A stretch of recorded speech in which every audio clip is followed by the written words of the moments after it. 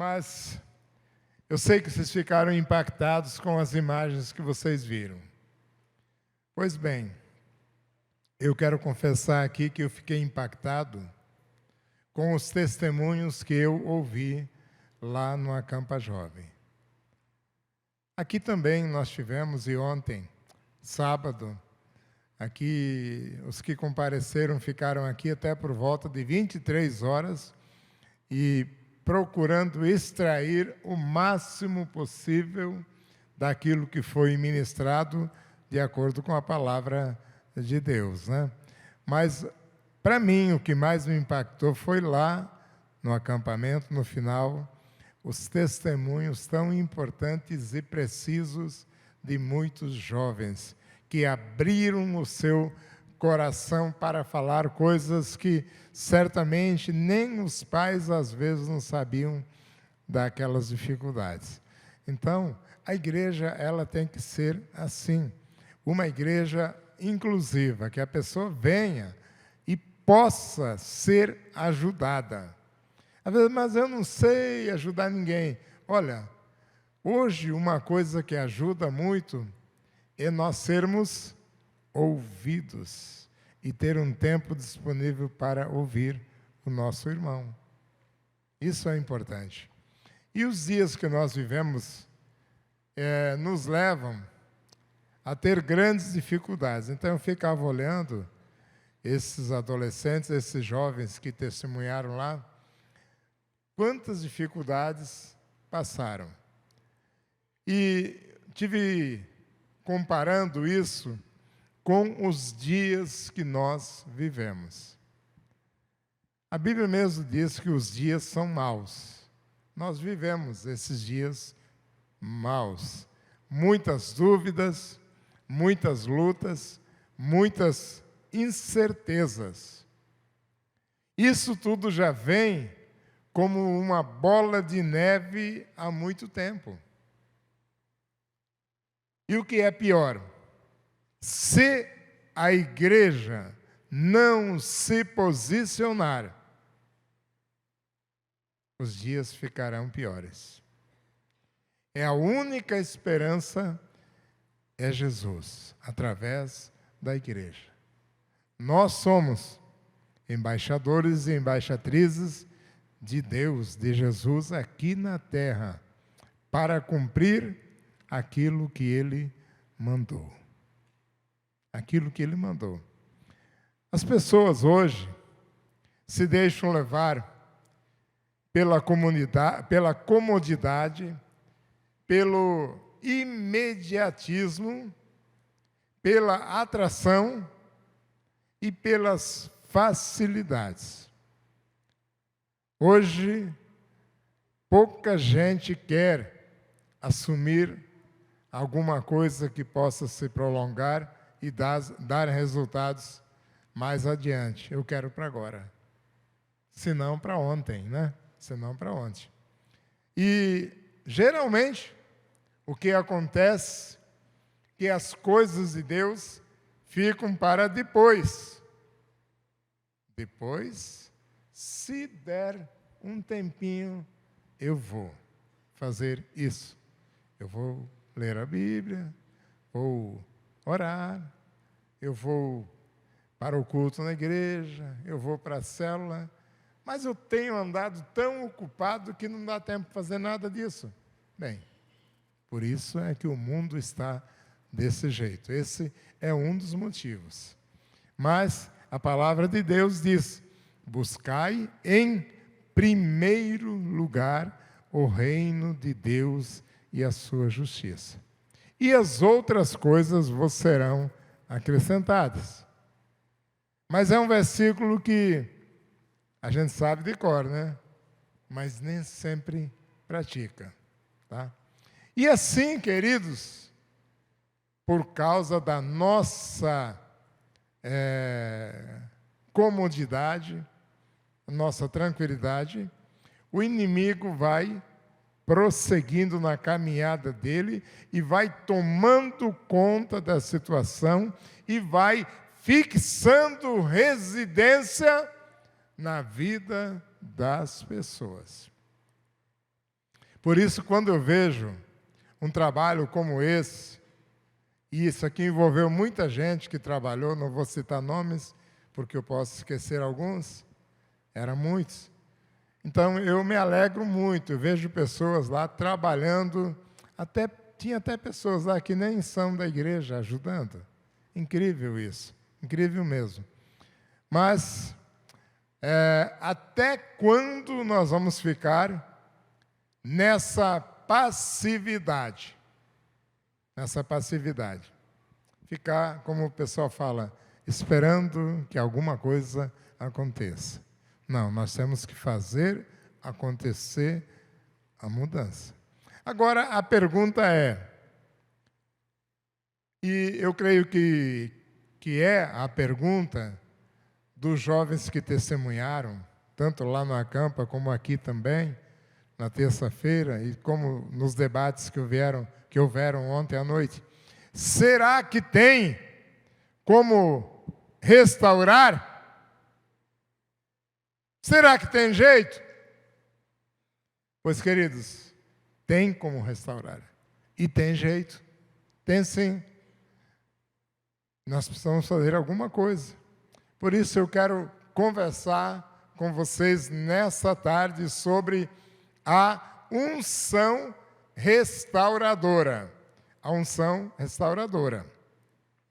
E essa unção restauradora, ela está disponível para cada um de nós. A unção restauradora. Vamos restaurar aí. Mas eu quero basear essa palavra em Isaías 10, 27. Nós temos aí o versículo já. Isaías 10, 27. Só esse versículo, tá? A unção restauradora. Esse versículo diz assim: acontecerá naquele dia, a carga será tirada dos seus ombros. Isaías 10, 27. Acontecerá naquele dia, a carga será tirada dos seus ombros, e o jugo removido do seu pescoço. O jugo será destruído por causa da unção. Querido Pai, nós queremos mesmo receber de Ti, Pai, essa libertação, essa quebra de jugo, Pai. Retirar essa carga de sobre os nossos ombros, Pai.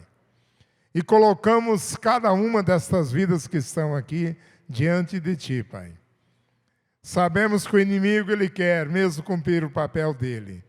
Mas nós confiamos no Senhor e declaramos vitória, que todo jugo será tirado.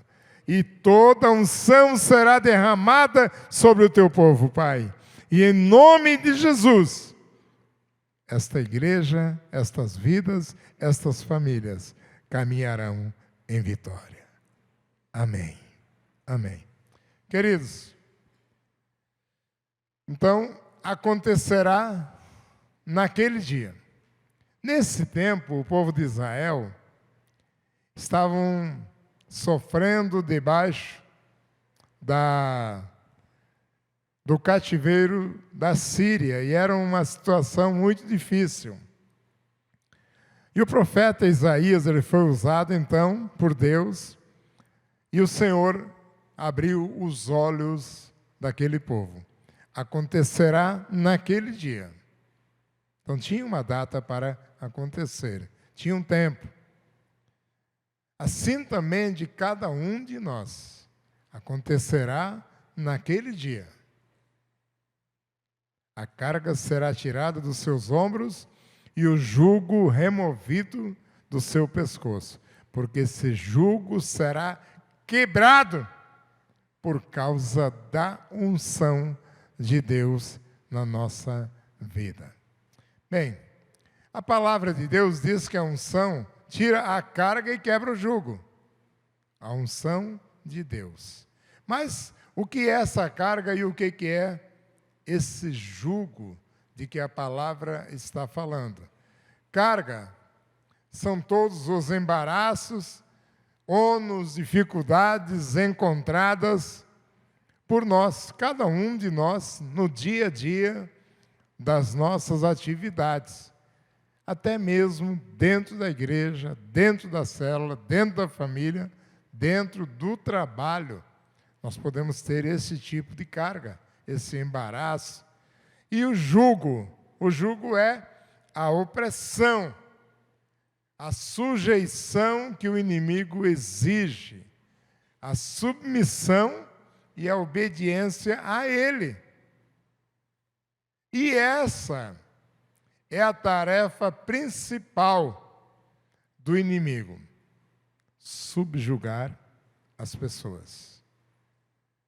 Esse jugo também, para quem conhece um pouco das lides da roça, é aquela canga que vai sobre o pescoço do animal para puxar o arado ou qualquer outro tipo de carga. Então é um jugo.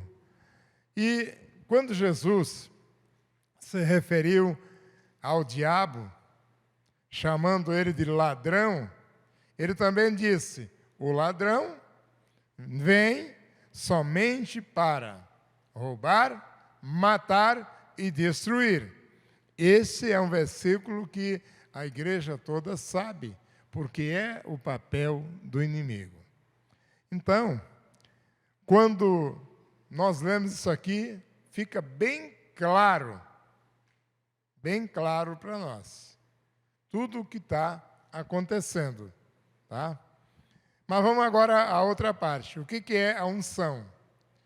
A unção é a capacitação de Deus para que todo cristão, todo crente possa servi-lo. A unção de Deus é a unção que liberta, que quebra o jugo, quebra a canga, quebra as correntes de maldição. É a unção de Deus. Ela nos santifica e nos purifica do pecado e fortalece a nossa fé. Fortalece a nossa fé. A unção, então, é o sinal da nossa dedicação a Deus. Você pode reparar, quando alguém quer elogiar um cristão, fala aquele, aquela, é um ungido de Deus. Ela é uma mulher muito ungida, é um jovem cheio de unção. Por quê? Depende da nossa dedicação e entrega a Deus. O significado é que alguém foi ungido. Literalmente, no tempo passado, era derramado óleo sobre a sua cabeça. Então, quando era ungido, hoje é o derramar do Espírito Santo sobre todo o cristão. Então, mas no Antigo Testamento também tinha essa motivação religiosa da unção. A pessoa ungida, então, ela era abençoada porque era escolhida por Deus para cumprir uma tarefa, um propósito especial. Mais especificamente, a unção era derramada sobre sacerdotes, profetas e reis. Sacerdotes, profetas e reis. Então, vocês lembram lá o filho de Jessé, Davi, né, que estava lá atrás, no meio dos matos, lá cuidando das ovelhas. Ele foi chamado e Samuel ungiu ele rei de Israel. Então, era assim que acontecia. O ato de ungir com óleo simbolizava, então, a consagração, a separação daquela pessoa que era ungida para cumprir uma missão. Então, era assim que funcionava. A igreja hoje também não é diferente. Igreja é um povo separado, separado do mundo. É um povo diferente. Então, se naquele tempo simbolizava a consagração, hoje é a mesma coisa. Quando nós somos separados do mundo para sermos igreja, para anunciar e para cuidar de vidas, é a nossa missão também. Então, hoje, todo aquele que recebe Cristo como seu Salvador é ungido de Deus, é escolhido como seu filho. E quando uma pessoa se converte, ele recebe, então, a unção do Espírito Santo. Segunda carta de Paulo à igreja de Corinto, capítulo 1, 21 e 22, diz assim: ora, é Deus que faz que permaneçamos firmes em Cristo. 2 Coríntios 1, 21 e 22. Ora, é Deus que faz que permaneçamos firmes em Cristo. Ele nos ungiu, nos selou como sua propriedade e pôs o seu Espírito em nosso coração. Tá bem? Ele nos ungiu. Unção restauradora. Unção que quebra todo o jugo. A Bíblia, no Antigo Testamento e no Novo, ela traz algumas coisas que foram mudadas a partir de Jesus para que fosse mais simples e mais fácil para nós colocarmos em prática. Todo aquele que recebe Cristo se torna um sacerdote de Deus, consagrado e preparado e equipado para servir ao Senhor e proclamar o Evangelho, cuidando de vidas. De novo, 1 Pedro 2,9, vocês, porém, são geração eleita, sacerdócio real, nação santa, povo exclusivo de Deus, para anunciar as grandezas daquele que o chamou das trevas para a sua maravilhosa luz. Então, vai observando como as coisas vão se encaixando. Então, esses títulos eram os títulos que lá no Velho Testamento recebiam a unção com óleo. A unção com óleo. Agora, a unção do Espírito de Deus. Geração eleita, sacerdócio real, nação santa, povo exclusivo de Deus. Então, esta é a unção no Novo Testamento. A presença do Espírito vivo, do Deus trino e único e todo-poderoso. Tá bem? E esta é a missão especial. Qual é a missão? Anunciar. Anunciar as grandezas daquele que o chamou das trevas para a sua maravilhosa luz. Quantas cargas, quanto jugo que Satanás tem colocado sobre as pessoas, subjugando-as a uma vida miserável, a uma vida de inutilidades, a uma vida de infelicidade. Mas as pessoas, às vezes, não percebem isso. Imagina que toda essa situação ruim é resultado do destino e que todos têm que sofrer. Todos têm que sofrer. Ah, que bom que eu estou sofrendo. Não, queridos. Esse tipo de pensamento só vai agravar mais a situação, pois a pessoa fica, então, presa aos enganos do diabo e não luta. Fica acomodada, aceitando a situação. Muitas pessoas acham que certo problema da sua vida é alguma coisa que precisa acontecer. Não, isso aí precisa acontecer. Ninguém vai conseguir mudar isso. É normal, tem tanta gente que passa. Mas não é normal para nós. Não é normal para o cristão. Tá? Então as pessoas se acomodam a uma situação que para essa pessoa parece imutável. Não, isso aí não vai mudar. Isso aí não vai. Tá?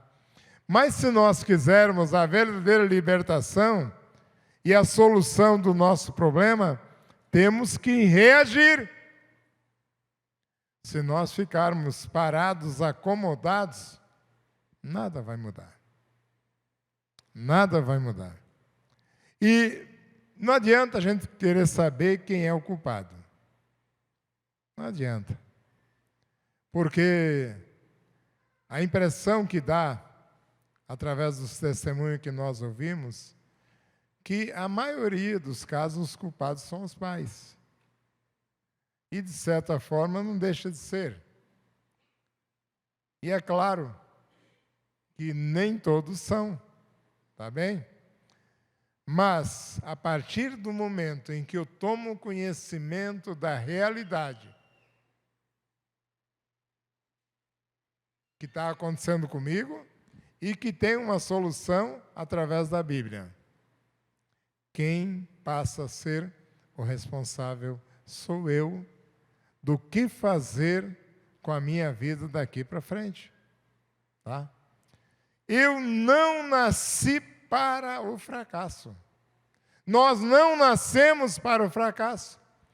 E se nós não nascemos para o fracasso, por que então que eu vivo fracassando? Essa é uma dúvida que muitos têm. Que muitos têm.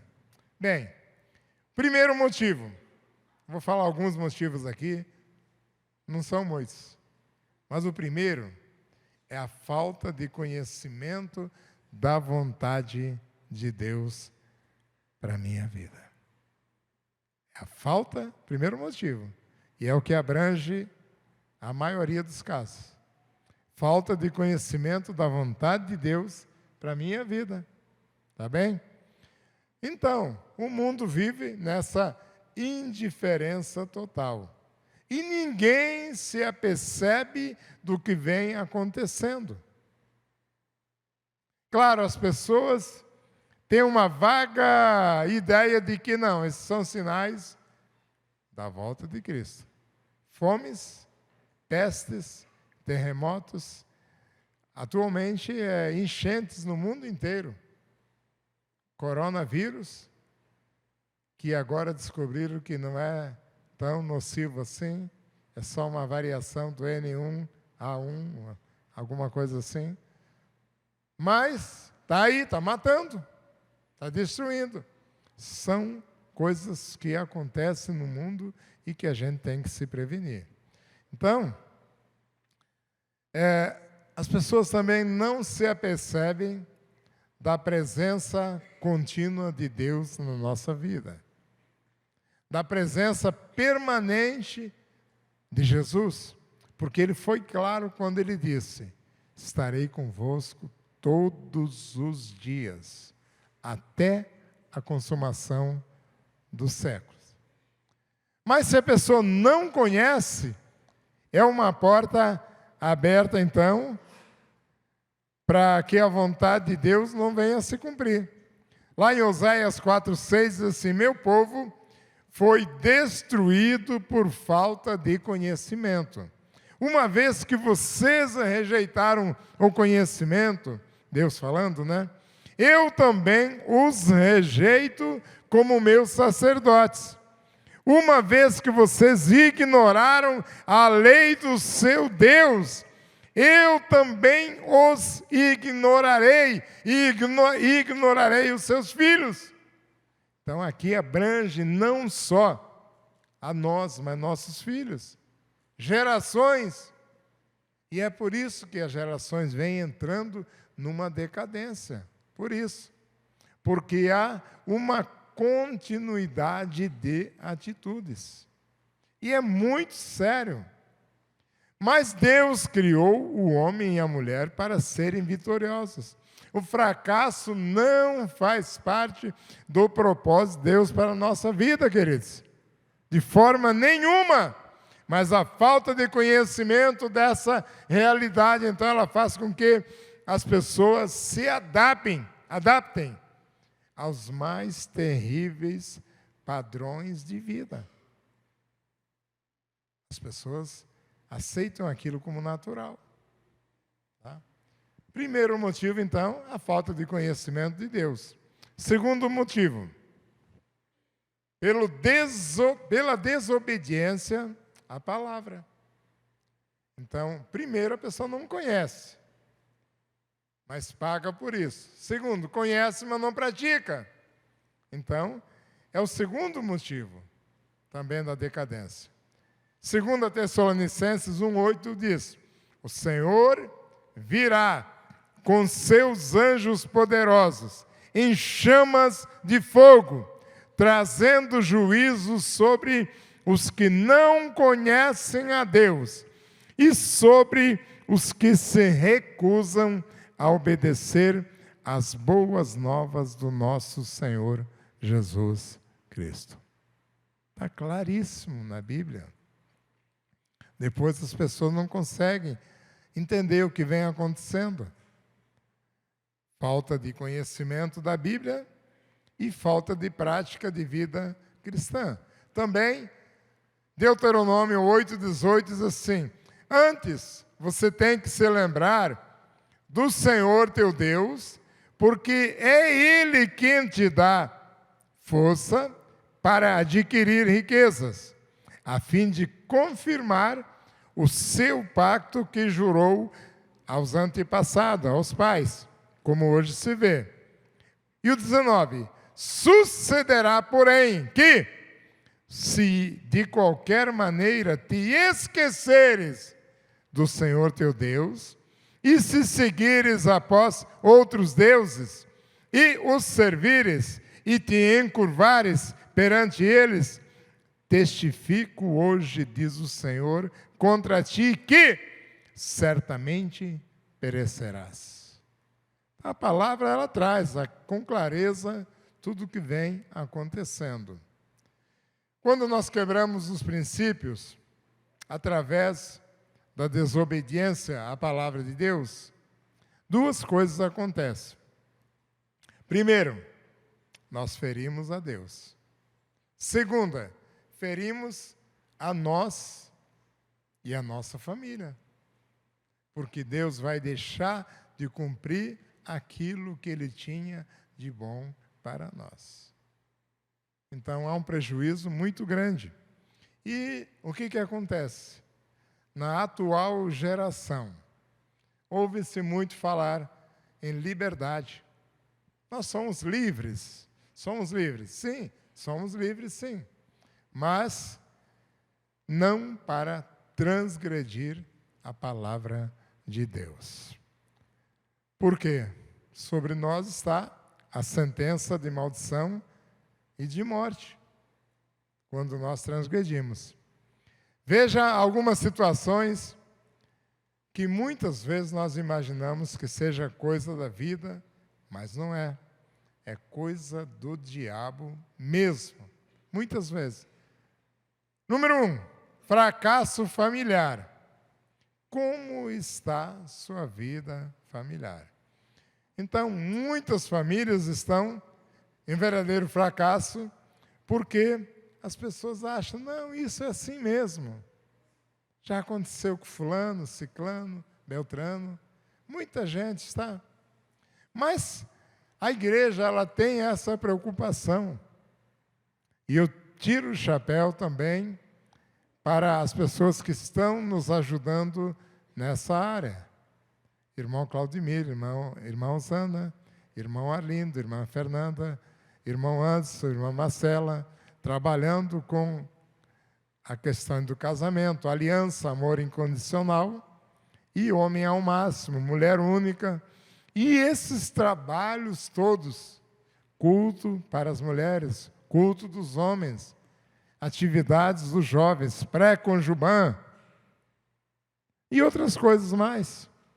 Os pastores da nossa convenção, de 3 em 3 meses, se reúnem para botar em dia as coisas aqui no estado de Rondônia, acertar ponteiros, ver como estão as igrejas, relatórios, tudo isso, para que haja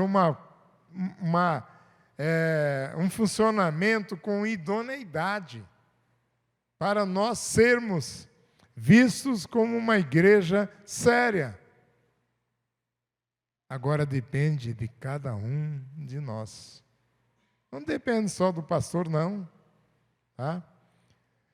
Então, as pessoas acham que é normal, por exemplo, um casamento entrar em dificuldades. E pode ser que aconteça mesmo. Mas no começo era tudo cercado de amor, de carinho e de cuidado.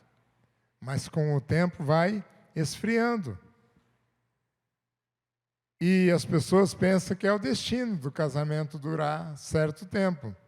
Mas o fracasso familiar, queridos, ele acontece através de pequenos detalhes, pequenas atitudes que vão crescendo e formando um hábito e estabelecendo um padrão de relacionamento em que nós não nos preocupamos com os nossos filhos, com a sociedade em que nós vivemos, com a igreja, com a célula, com o reino de Deus. E eu preciso agir dessa forma para que o estágio dos problemas não se agravem, mas que haja solução através da unção restauradora de Deus na minha vida. É isso que eu preciso. É isso que eu preciso. Segundo ponto. Então, aqui nós vemos os problemas na família, agora a falência financeira. Também, a falência financeira é tida como alguma coisa normal, como um padrão. Não, mas o mundo hoje está difícil, a gasolina subiu muito, o dólar está altíssimo, e tudo está mais caro, a carne subiu, o pão, todas as coisas, né? Mas, queridos, as pessoas, então, se acostumam em andar com grandes dificuldades, tá? E não vem que a miséria não vem de Deus. E não sabem que aquilo que impõe uma vida de miséria é o diabo e não Deus. É o diabo, tá? Existem algumas características do espírito de miséria. Veja bem, primeira, comodismo. Pessoa que é acomodada. Ele faz o espírito de miséria, faz com que a pessoa se acomode. Então, as pessoas falam assim, a vida é assim mesmo, não consigo mais mudar a situação, já tentei, não dá certo, eu nasci para sofrer, é o meu destino, eu sempre vivi assim, eu já estou acostumado. Bem, esses pensamentos, queridos, não são de Deus também não. E não ajudam em nada àqueles que se entregam a esse tipo de pensamento. Segunda característica aqui, então, do espírito de miséria, é o desleixo. A pessoa dominada pelo espírito de miséria fica desmazelada, não se preocupa com nada, não liga mais com a aparência, com a casa e outras coisas. Pode quebrar, não liga não, não tem problema, depois eu compro outro, a hora que precisar. E para que haja mudança, então, uma mudança real, É necessário, então, uma tomada de atitudes. Uma tomada de atitudes, tá? E que deve ser seguida pela unção restauradora de Deus na nossa vida. Eu tenho que mudar. Eu tenho que quebrar esse jugo da miséria. Terceiro, são as doenças. Muitas doenças são operadas por demônios. Você acha que não?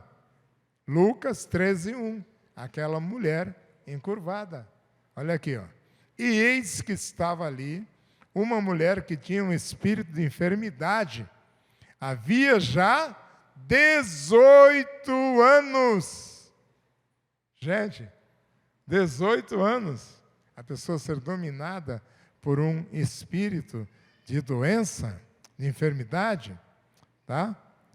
E andava encurvada e não podia de modo algum endireitar-se. Existem pessoas perseguidas por espírito de enfermidade. Melhora de uma coisa, vem outra. E assim por diante. Estão sempre doentes. Só a poderosa unção restauradora pode quebrar o jugo, como quebrou o jugo daquela mulher. Quarto ponto, mentalidade. A nossa mente. Segunda carta aos Coríntios 10:5.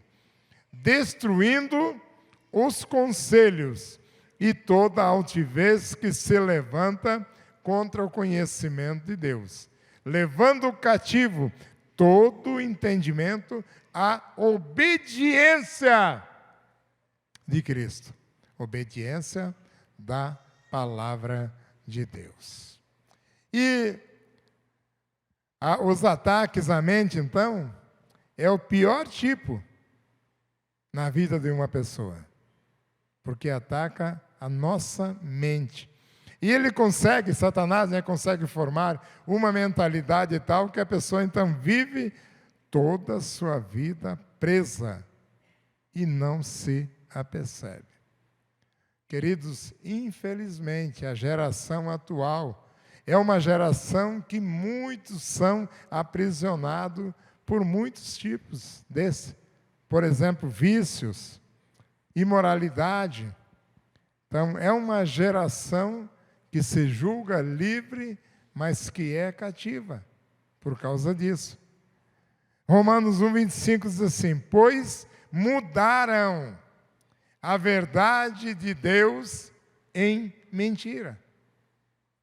Mudaram a verdade de Deus em mentira.